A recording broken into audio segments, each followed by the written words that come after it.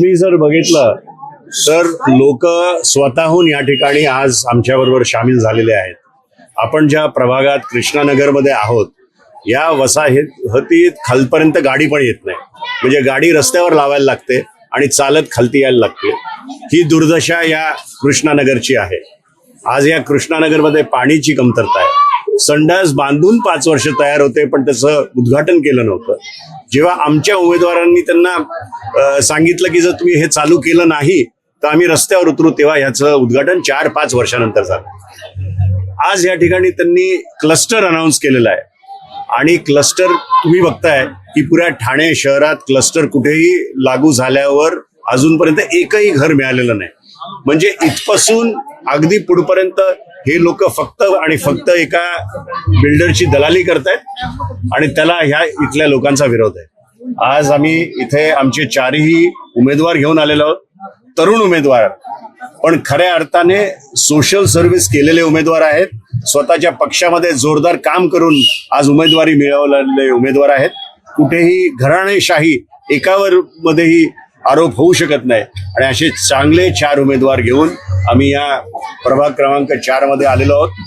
मी तुमच्या माध्यमातून प्रभाग क्रमांक 4च्या लोकांना ही विनंती करतो की या 4 आमच्या उमेदवारांना 3 मशाल आणि 1 इंजिन यांना स्वीकारा. त्यांना 15 तारखेला भरघोष मतांनी विजयी करा आणि 16 तारखेपासून पुढचे 5 वर्ष हे झोपणार नाहीत, हे तुमची कामं करायला कटिबद्ध होतील असं आश्वासन आपल्या माध्यमातून मी इथल्या सगळ्या लोकांना देतो. सर, आपण पाहिलं तर या विभागामध्ये क्लस्टर सारख्या योजना असतील, अनेक लढे जे आहेत ते आपण त्या लढ्यांमध्ये आपण सहभागी होतात आणि आपण आता जर या उमेदवारी आपल्याला जी ती पक्षाने उमेदवारी दिलेली आहे या विभागामध्ये अनेक वर्ष घराणेशाही आहे ती मोडून काढणार का? नक्की घराण्यासाठीचं पहिला बकरा मी झालेलो आहे. कारण की कुठलाही पक्ष जोया कार्यकर्ता जेव्हा सोशल वर्क करत असतो तर त्याच्या कामावर पक्षाने त्यांना तिकीट द्यायला पाहिजे. पण तसं न करता घराणेशाही फक्त सांगतात की आम्ही घराणेशाही करत नाही, बघत नाही, पण ते प्रचारात होत नाही आणि कुठला तरी चांगला कार्यकर्त्यांचा बळी पडतो. ते मला त्याबद्दल काही न बोलता मला फक्त ह्या आता जे आपल्या समोर मी प्रभाग क्रमांक 4चं प्रगतीसाठी महाविकास आघाडीतर्फे शिवसेना उद्धव बाळासाहेब ठाकरे या पक्षाच्या मशाल चिन्हावर मला या निवडणुकीत उतरलेलो आहे. प्रभाग क्रमांक 4 मी उमेदवार आहे.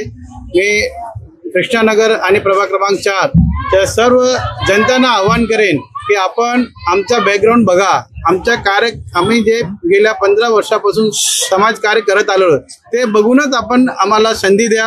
जर तुम्हाला वाटत असेल की आम्ही योग्य नसेल तर तुम्ही नक्की जे तुम्हाला योग्य आहे त्याला संधी द्या. पण आम्ही कारण की हे 4ही भाग प्रभाग क्रमांक 4 गांधीनगर पासून प्रेस्टीज पर्यंत एक मोठा भाग आहे. त्यामध्ये आम्ही 4ही कोण्याचे एक कॅन्डिडेट घेऊन आपण तुमच्या समोर आलेलो आहोत. सगळे आपल्या आपल्या भागात काम करणारे लोक आहोत, जनसेवा करणारे लोक आहोत. तुम्ही याबद्दल विचार करा. एज्युकेटेड विजन आहे आमच्याकडे. कृष्णानगरचं जे इथे आम्ही मला वाटतं 2017 मध्ये आम्ही कॅन्डिडेटसाठी मत मागायला आलेलो, तो कृष्णानगर आजचा कृष्णा सेम काही बदल झालेला नाही. तसंच कृष्णानगर जसं होतं तसंच आहे का? कारण की जे नगरसेवक माजी नगरसेवक आहे त्यांचं भागात विकास करण्याचं काहीही ध्येय नाही. त्यांना स्वतःचा विकास करायचा आहे म्हणून हा भागाचा विकास झालेला नाही आहे. आपण सर्वांना विनंती आहे, जे पण आपले मतदार आहेत त्यांना विनंती आहे की तुम्ही आम्हाला एकदा संधी देऊन बघा आणि तुमचा भागाचा विकास कसं होईल ते तुम्हाला समोर लवकर दिसेल. 30 वर्ष या विभागामध्ये काम करत आहे आणि यांनी जे क्लस्टरचं जे गाजर दाखवलं, गाजर मी साक्षीदार 2014 मध्ये नारळ फुटलेला या क्लस्टरचा किशननगर भागामध्ये अजून परत त्याची एक वीट रचली नाही की कुठल्या प्रकारचं काम झालेलं नाही. फक्त इलेक्शन आले तर लोकांना गाजर दाखवायचं, क्लस्टर तुम्हाला चांगलं रूम भेटेल, घर भेटेल, तुमची फॅमिली व्यवस्थित राहील. हे फक्त त्यांचे आश्वासनं ही थोडीच मिळाले. आणि गेली रामभाऊ पडतल साहेब होते, त्यांनी थोडा विकास केलाय. त्याच्यानंतर जे नगरसेवक निवडून आले त्यांनी अजिबात या विभागामध्ये या प्रभागामध्ये लक्ष दिलं नाही. फक्त एसी गाडीमध्ये फिरणार आणि एसीच्या घरामध्ये झोपणार, बंगल्यामध्ये झोपणार. बाकी त्याला लोकांची देणेघेणं नाही. लोकांना जी सुविधा पाहिजे असते, पाणी, गटर लाईन, स्वच्छता आणि महिलांचं संरक्षण आज बोजवारा उडालाय. एकटी महिला सुद्धा प्रभागात फिरू शकत नाही. असे चोरीचे प्रमाण वाढलेले आहेत. ह्याच्यावरती यांचा कुठल्याही प्रकारे राग राहिलेला आहे आणि ह्याच्यामुळं आम्हाला आता जे नवीन आमचे जे उमेदवार आहेत महाविकास आघाडीचे यांना चांगल्या प्रकारे मतदान देऊन आपल्या ठाणे महापालिकेत पाठवा अशी मी सर्व कृष्णानगर वासियांना नम्र विनंती करतो. सर्वप्रथम तर आम्ही ना डॉक्टर जितेंद्र आव्हाड साहेबांचे कार्यकर्ते आहोत. आम्ही कुठल्याही केसेसला घाबरत नाही. असे 10 केसेस आमच्यावर अंगावर अजून जरी टाकले ना तरी आम्हाला त्याची भीती नाहीये. लोकांसाठी लढायला हे आम्हाला स्वर्गीय बाळासाहेब ठाकरे असतील, स्वर्गीय आनंद दिघे साहेब असतील, त्यांनी शिकवलेलं आहे. त्यांची शिकवण घेऊन आज आम्ही पुढे चाललेलो आहे. आणि आज तुम्ही कृष्णानगरमध्ये आलेले आहात. अनेक वेळा तुम्ही कृष्णानगरमध्ये आलेत. त्याच्या अगोदर पण आपण जेव्हा स्वखर्चाने रस्त्याचं काम सुरुवात केलेली तेव्हा पण तुम्ही कृष्णानगरमध्ये येऊन साक्षीदार राहिलेले आहेत. अर्ध्या रस्त्याचं काम झालंय, त्याच्या पुढचा रस्ता सोडून दिलेला आहे. 12 वर्ष लोक इथली शौचालयासाठी वंचित होती. फक्त 4 शौचालय इथं त्यांनी बांधलेले आणि 5 वर्ष एक शौचालय 3 मजली बांधून त्यांनी ठेवलेला. त्याचं उद्घाटन करत नव्हते. कोण करत नव्हते तर इथले जे भारतीय जनता पार्टीचे 3 माजी नगरसेवक आहे आणि एक शिंदे गटाचा जो नगरसेवक आहे, त्याला तर मी नगरसेवक बोलणार पण नाही, तो व्यापारी आहे. माझा थेट आरोप आहे त्या गोष्टीवर की व्यापारी. माझा प्रभाग क्रमांक 4च्या जनतेला एक आव्हान आहे की जे व्यापारी आहेत ना, जे इथे डेव्हलपमेंट करायचं आहे, ज्यांना बिल्डर बनायचंय, बिल्डर लावायचंय, अशा लोकांना तुम्ही घरी बसवा. कारण सुरुवात नलपाडा गांधीनगर मधनं झाली आहे आणि तेच आज कुठेतरी पुढे कृष्णानगर पर्यंत ती येते. आता कृष्णानगर मध्ये पण या लोकांनी क्लस्टर टाकलेलं आहे. क्लस्टर कोणासाठी केलंय, टाकण्यात आलंय तर हे जनतेसाठी टाकलंय ना. इथले दलाल लोक काय येत आहेत, नगरसेवक जे माजी नगरसेवक आहे हे दलाल बनून काय येतात बिल्डरच्या इकडे की बाबा पेपर द्या नाहीतर घराचं नुकसान होईल, तुमचं घर तुटलं जाईल. त्याची माणसं येऊन इकडे का पेपर जमा करतायत लोकांकडं. एकही वीट आम्ही इकडनं हलू देणार नाही. हा आमचा आज इथे निर्धार केलेला आहे आम्ही सगळ्यांनी. याच्या पुढे आमच्या लोकांना यश भेटलं तर लोकांसाठी तर 100% आम्ही काम करू. आणि जरी कुठेतरी काय निर्णय वेगळा झाला तरी या लोकांबरोबर आम्ही 100% उभे राहू आणि पुढच्या 5 वर्षाची तयारी करू. या नागरिकांसमोर काय विजन घेऊन आला होता या ज्या निवडणुकीपूर्वी नागरिकांसमोर काय विजन घेऊन आलं? व्हिजन भरपूर आहे. आज या प्रभागामध्ये तुम्ही बघितलं तर मुलांसाठी मैदान नाहीये. फक्त एक ठाणे महानगरपालिकेचा मैदान काशीनाथ घाणेकरच्या मागे आहे. एक मैदानाची गरज आहे. आज या परिसरामध्ये उच्च शिक्षित लोक राहतात.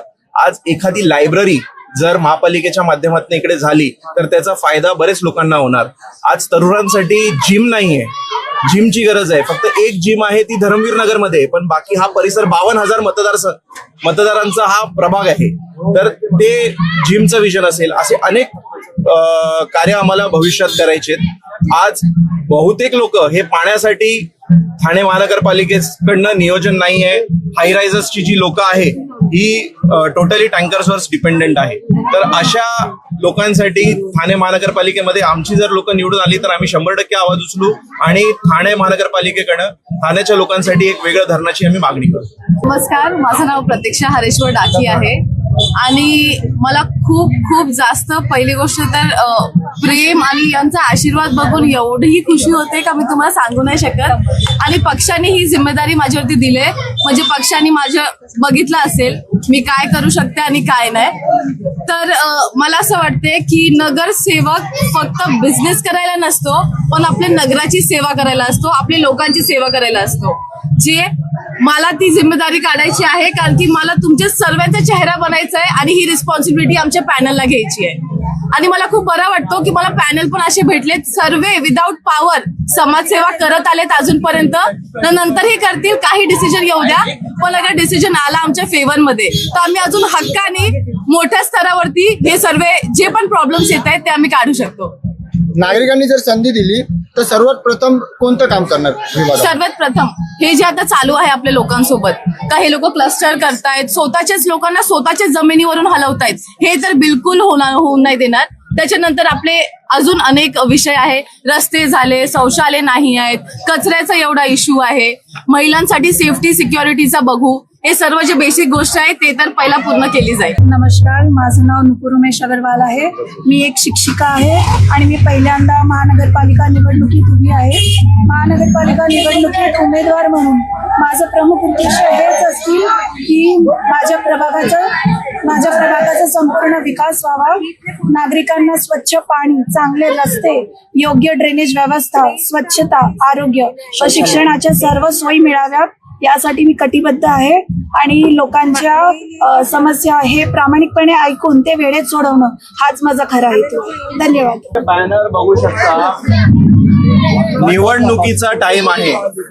निवडणुकीच्या वेळेत आचारसंहिता लागू असताना फॉरेस्ट डिपार्टमेंट कडनं अशा प्रकारचा बॅनर इथे लावण्यात आलेला आहे. फॉरेस्टची लोक येत आहेत, इथे लोकांच्या घरोघरी जात आहेत आणि त्यांना विचारतायत की तुमचे पेपर जमा करा, आम्हाला काहीतरी कारवाई करायची आहे, आम्हाला तुमचे पेपर चेक करायचे आहेत. मला एवढंच त्यांना विचारायचं आहे की ही कारवाई आचारसंहितेमध्ये तुम्ही कसं करू शकता. सर्वप्रथम हा माझा प्रश्न आहे. दुसरा प्रश्न असा आहे, निवडणूक चालू असताना निवडणुकीच्या धामधुमीत जेव्हा सगळे सामाजिक कार्यकर्ते निवडणुकीत बिझी आहे, यांचं काही वेगळं काम चालू आहे का? इंटरनल लोकांची घरं हिसकून घ्यायचा यांचा प्रयत्न होतोय का? माझं थेट इशारा आहे फॉरेस्ट डिपार्टमेंटला की हे तुम्ही त्वरित बंद करा, अन्यथा निवडणूक सोडून आम्ही तुमच्या कार्यालयाच्या बाहेर आंदोलन करायला आम्ही कमी करणार.